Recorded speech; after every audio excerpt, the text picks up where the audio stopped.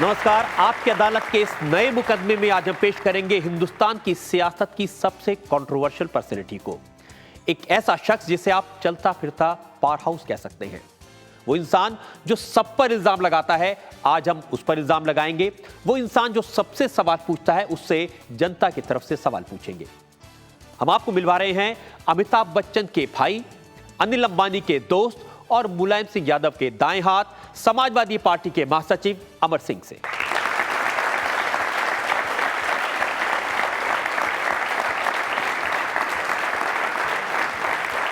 अमर सिंह जी, बहुत धन्यवाद आपका। आपको चोट लगी है, उसके बाद भी आप आए, अपने कष्ट किया। लोकशाही पर बराबर चोट लगती है, मेरे तो शरीर पर छोटी मोटी चोट है। आपकी अदालत में इल्जामात और सवालात का सिलसिला शुरू हो, इससे पहले परमिशन चाहेंगे आज के जज ओम थानवी की। अदालत की कार्रवाई शुरू की जाए। आपकी अदालत की परंपरा के मुताबिक हम एक नजर डालेंगे उन कंट्रोवर्सीज पर जिन्हें अमर सिंह जी ने घेरा हुआ है, या ऐसे कंट्रोवर्सीज जो अमर सिंह जी को घेरे हुई हैं। आपकी अदालत में अमर सिंह। समाजवादी पार्टी के महासचिव अमर सिंह का नाम सुनते ही लोग पूछते हैं कि कोलकाता के एक साधारण परिवार में पैदा हुआ ये शख्स सुपरस्टार अमिताभ बच्चन के परिवार का मेंबर कैसे बन गया। अमर सिंह में ऐसा क्या है कि इंडस्ट्रियलिस्ट अनिल अंबानी उनके बेस्ट फ्रेंड हो गए। अमर सिंह में क्या जादू है कि मुलायम सिंह जैसा जमीन से जुड़ा नेता उनका कायल हो गया। 4 साल तक सोनिया गांधी पर तीर चलाने वाले अमर सिंह यूपीए सरकार के संकट मोचक कैसे बन गए। प्रधानमंत्री मनमोहन सिंह के विश्वास पात्र बन गए। क्या राज है कि अमर सिंह कभी बिल क्लिंटन के साथ खड़े नजर आते हैं तो कभी सऊदी अरब के शेख की दावत में इनवाइट किए जाते हैं। अमर सिंह जितनी सहजता से राजनीति की बिसात पर मोहरे बिछाते हैं, उतने ही स्टाइल से ऐश्वर्या राय और संजय दत्त के साथ फिल्मी पार्टियों में नजर आते हैं। कोलकाता के बड़ा बाजार से दिल्ली के पावर हाउस तक अमर सिंह का सफर किसी फिल्म के स्क्रीन प्ले से कम नहीं है। आपकी अदालत में आज हम राजनीति की दुनिया के इस अदाकार पर मुकदमा चलाएंगे।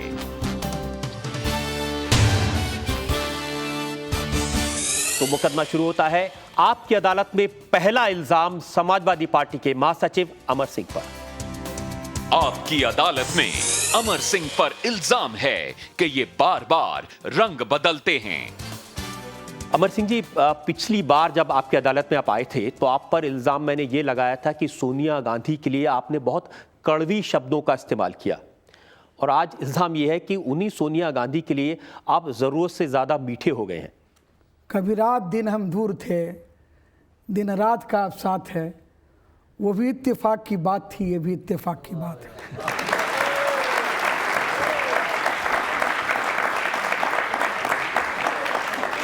या फिर ये कहें कि तेरे महफिल में किस्मत आजमा कर हम भी देखेंगे, घड़ी भर तेरे नजदीक आकर हम भी देखेंगे। हम घड़ी भर नजदीक जाकर के क्यों देखें, लंबी अवधि तक नजदीक रह करके क्यों ना झेलें एक दूसरे को। क्योंकि पिछली बार के जो सेंटेंसेस हैं, 10 जनवरी 2006 को आपने कहा कि मुझे सोनिया मरवा देगी, या तो सोनिया के बंधुआ मजदूर बनकर रहो या कीड़ों मकोड़ों की जिंदगी जियो।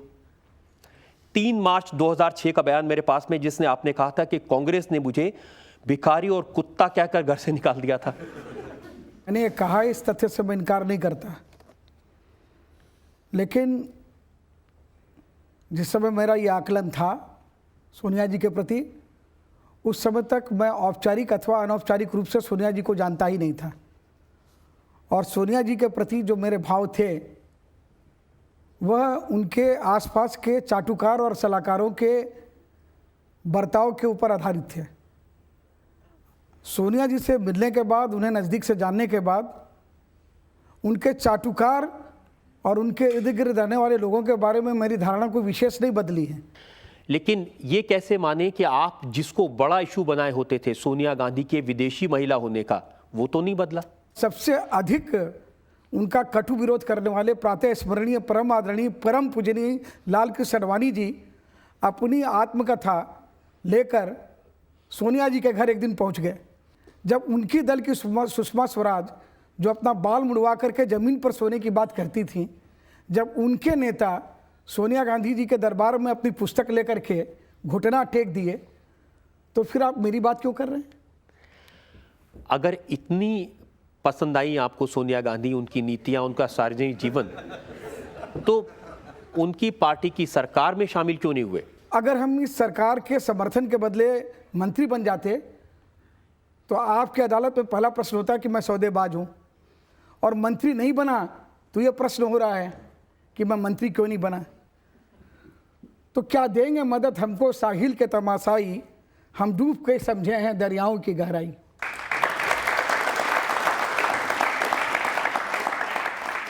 समाजवादी पार्टी और कांग्रेस का समझौता इसलिए हुआ कि समाजवादी पार्टी मजबूर थी, अमर सिंह मजबूर थे। मुलायम सिंह यादव के खिलाफ सीबीआई की जो केसेस हैं उनसे बचने का ये एक रास्ता था। न तो मुलायम सिंह के ऊपर चारा घोटाला है, न तो मुलायम सिंह के ऊपर आय से अधिक संपत्ति का कोई मामला अभी तक दर्ज हुआ है। सीबीआई के दस्तावेज में लिख दिया है कि इटावा का दीप सिनेमा और फत्तूराम की सारी कंपनी वो मुलायम सिंह की है। फत्तूराम कहते हैं कि मुलायम सिंह से इसका कोई लेना देना नहीं है। हम आज आपके माध्यम से, आपके अदालत के माध्यम से हिंदुस्तान की सबसे बड़ी सुप्रीम कोर्ट की अदालत को ऑन रिकॉर्ड ये कहते हैं कि सुप्रीम कोर्ट का कोई सिटिंग जज मुलायम सिंह और उनके परिवार का इनकम टैक्स का असेसमेंट और सीबीआई के स्टेटस पेपर में उल्लेखित तथ्यों का किसी निष्पक्ष जज से सिर्फ एक विवरण ले लें, और अगर मुलायम सिंह अगर दोषी साबित होंगे तो मैं अब कम से कम राजनीति छोड़ दूंगा। इसलिए जिस केस में दम ही नहीं है, जो केस राजनीति से प्रेरित है, लक्ष्मणन नाम का जज जो अदालत में रोते हुए जजमेंट देता है, और आप ही के प्रसिद्ध चैनल ने याचिकाकर्ता विश्वनाथ चतुर्वेदी का टेप चलाते हुए कहा कि लक्ष्मणन रिटायर होगा और रिटायर होने के बाद इसे छत दी जाएगी, और आप उसको दिखा देते हैं। लक्ष्मणन रोते हैं और 15 दिन बाद वह लॉ कमीशन के चेयरमैन बना दिए जाते हैं, और उनके लोग कहते हैं कि ये तो लॉ कमीशन की चेयरमैन ही छोटी है, हमें तो राज्यपाल पद का लालच दिया गया था। अब मैं ज़्यादा कुछ बोलूँगा नहीं, क्योंकि जब बात निकलेगी तो फिर दूर तक जाएगी और लोग हर बात का फिर मतलब पूछेंगे। आपके बारे में भी ये छपा कि आपने बिल क्लिंटन की फाउंडेशन को $50 लाख दिए। हिलेरी क्लिंटन और बिल क्लिंटन से भारत सरकार और चिदम्बरम और प्रणब मुखर्जी और मनमोहन सिंह उस अकाउंट का विवरण लें, और उस अकाउंट में कहीं भी अमर सिंह का नाम हो, उस अकाउंट में कहीं ये प्रूफ हो कि वो गलत पैसा इल गॉटन वेल्थ है या किसी भारत सरकार के नियम का उल्लंघन हुआ है, तो मैं जेल जा करके सजा भोगने के लिए तैयार हूँ। अन्यथा बिना किसी सबूत के आप कसब पाकिस्तान का नागरिक है, यह तो आप जरदारी से बनवा नहीं पा रहे हैं, तो आप बिल क्लिंटन और हिलेरी क्लिंटन से पहले अकाउंट लेकर के आइए, उस अकाउंट को अमर सिंह के सामने आरोप पत्र के साथ पेश करिए, और उसके बाद मैं जवाब दूंगा। अखबार में छपी खबरों के आधार पर मैं कोई उत्तर देने के लिए किसी अदालत को बाध्य नहीं हूँ, चाहिए रजत जी आपकी अदालत हो या हाई कोर्ट की अदालत हो या सुप्रीम कोर्ट की अदालत हो। इसमें तो कोई शक नहीं कि आप बिल क्लिंटन को भी जानते हैं और हिलेरी क्लिंटन से भी आपके रिश्ते हैं। बिल क्लिंटन हमारे दोस्त हैं, हिलेरी क्लिंटन भी मेरी दोस्त हैं। जलने वाला जला करें, किस्मत हमारे साथ है।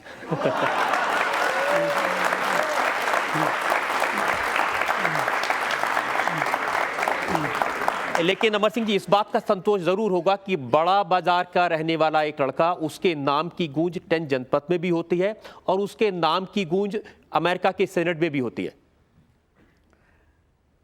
देखिए, कोई लाख करे चतुराई, कर्म का लेख मिटे ना रे भाई। अगर लिखा हुआ है, अच्छा है तो अच्छा, बुरा है तो बुरा, जो प्रारब्ध में भगवान ने लिख दिया वो होगा। मैं तो ईश्वर में और ईश्वर के बाद प्रारब्ध और कर्म में विश्वास करता हूँ। कर्म किए जा, फल की चिंता मत करे इंसान, जैसे कर्म करेगा वैसे फल देगा भगवान, ये है गीता का ज्ञान। अमर सिंह जी, आप अपने बारे में तो कर्म की बात कर रहे हैं, लेकिन बहुत सारे ऐसे लोग हैं जिनकी किस्मत आप लिख रहे हैं। आजकल चर्चा में संजय दत्त का नाम है, जिनकी जिंदगी की नई इबारत आप लिख रहे हैं। मैं उसके बारे में आपसे पूछूंगा, लेकिन एक ब्रेक के बाद। आपकी अदालत में हमारे मेहमान हैं समाजवादी पार्टी के महासचिव अमर सिंह। हम उनसे पूछेंगे संजय दत्त के बारे में एक ब्रेक के बाद। जब अमिताभ बच्चन और अमिताभ बच्चन की लड़ाई हुई तो आपका नाम आया, फिर अनिल अंबानी मुकेश अंबानी की लड़ाई हुई तो अमर सिंह उसमें नजर आए, और अब संजय दत्त और प्रिया दत्त का झगड़ा हुआ उसमें भी अमर सिंह का हाथ। मैं कृष्ण का उपासक, समर्थक और गीता का विश्वास करने वाला व्यक्ति हूँ।